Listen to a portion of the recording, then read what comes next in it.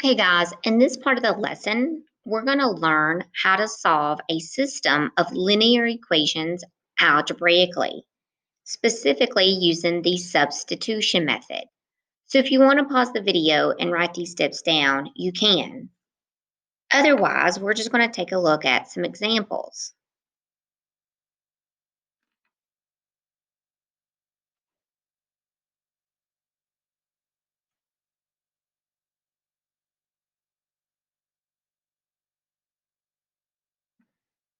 So let's write these two equations down. We have equation 1 and equation 2. And keep in mind, we're trying to find the ordered pair that both of these equations have in common. We're trying to find the intersection, the point where they intersect. And this ordered pair, this point, will make both equations true. So we have y equals negative 4x minus 8, and we have negative 5x minus 3y equals 3. For substitution, your main goal is to have one variable, at least one variable, in either equation isolated. So with substitution, before you can use this method, one of the equations has to have a variable isolated. And we do have a variable isolated in equation 1, and that is y. So we have y equals negative 4x minus 8. So we can take what y equals, this expression, and substitute it in for y in the other equation. And by doing this, we will have one type of variable. We will have all x's, and we'll be able to actually find the value of the x coordinate. Now keep in mind, our solution is an ordered pair, which has two values, an x and a y. So let's replace this y with negative 4x minus 8. So I'm going to rewrite equation 2 with negative 5x minus 3, substitute negative 4x minus 8 in for y equals 3. So this is my new equation 2. I'm going to do my mathematical properties and distribute the negative 3.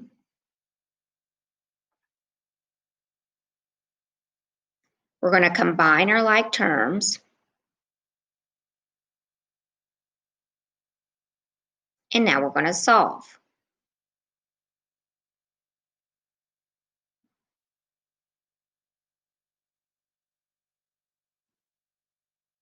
Divide by the 7, and we get our x coordinate of negative 3. So when writing in your solution, make sure you put it in the appropriate spot of your ordered pair. Now that we know our x value, we can plug that into either equation. I usually like to plug it into the equation that has the isolated variable. So I'm going to replace my x value with what it equals, which is negative 3. And then we're going to do our order of operations to get the y value. So the y value is 4 when x is negative 3. So this is the point of intersection. It would make both equation 1 and equation 2 true. This is where they cross. These two lines cross on the coordinate plane. In this example, you can notice that both equations has an isolated variable. And so we can just go ahead again and get started. So I'm just going to say y equals, here's the expression that what y equals 8x plus 9, and I'm going to substitute it in for y in equation 2. So I'm going to replace y with 8x minus 9 equals 7x plus 7. Again, I have all of the same variable. Now recall, when you have variables on both sides, we want to deal with those first before the constants. For me, I like to move the smaller variable. So I'm going to subtract 7x from both sides. This gives me 1x plus 9 equals 7. Isolate x by subtracting 9, the subtraction property of equality.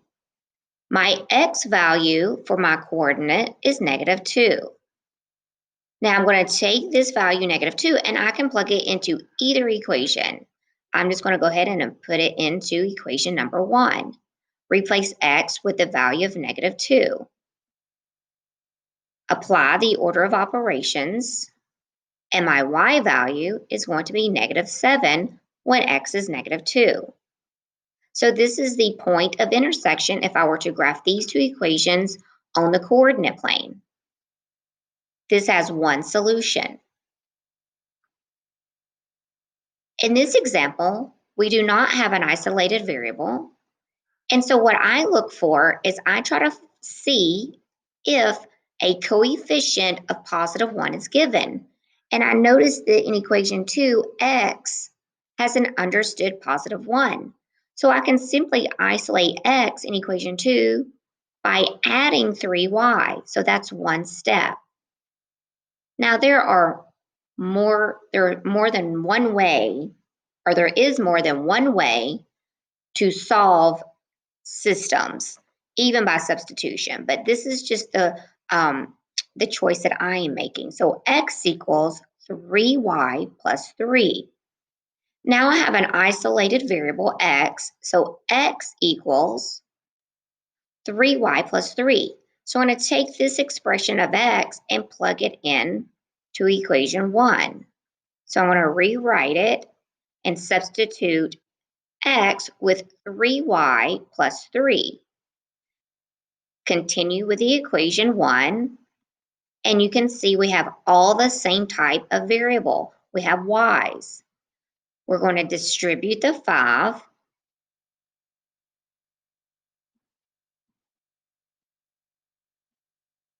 We're going to collect like terms.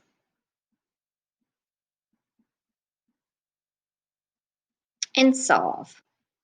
Subtract 15. 12y, so we're solving for y this time. That gives us -24. Divide by 12. And my y value of my ordered pair is going to be -2. Again, be careful and make sure we put it in the y position, so -2. Now, I can take this -2 and I can plug it into this new equation, the original equation 2, or equation 1. I'm just going to go ahead and put it in for the equation where my variable is isolated. So x equals, substitute y with -2, and apply order of operations. Multiplication, and then addition. So my x value is -3. So -3, -2 is the point of intersection. This would be in quadrant 3. This is where these two lines would cross on the coordinate plane. In this example, we notice that we have an isolated variable, y. So we do not have to isolate it. So we can go ahead and get started to using substitution. So y equals -x minus 4. Let's substitute it in for this y in equation 2.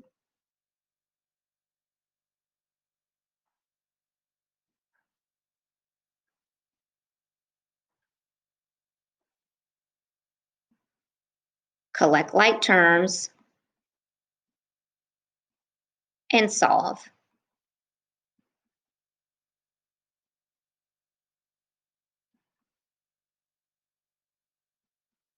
And my x value of my ordered pair is 1. Let's take and put 1 in for x into our first equation. Being careful, we have a negative here, and then the x value is 1. Apply the order of operations, and my y value is going to be -5. Again, this is where these two equations would cross. This would be in quadrant 4. So let's just remember. So quadrant 1 has positive coordinates. Quadrant 2 has negative positive coordinates. Quadrant 3 has negative coordinates. And quadrant 4 has positive, negative. So these two lines would cross in this quadrant 4.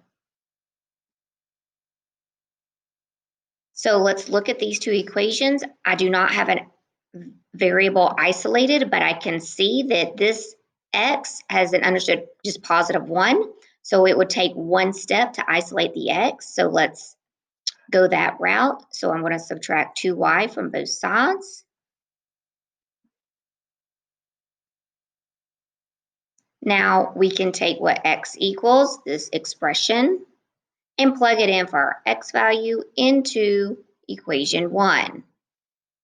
Substitute x with negative 2y minus 12 plus 4y equals negative 4. Distribute.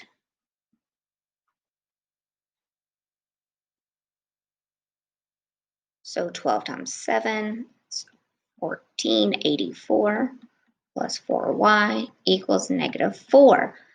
We're going to combine our like terms, and so we're going to get negative 10y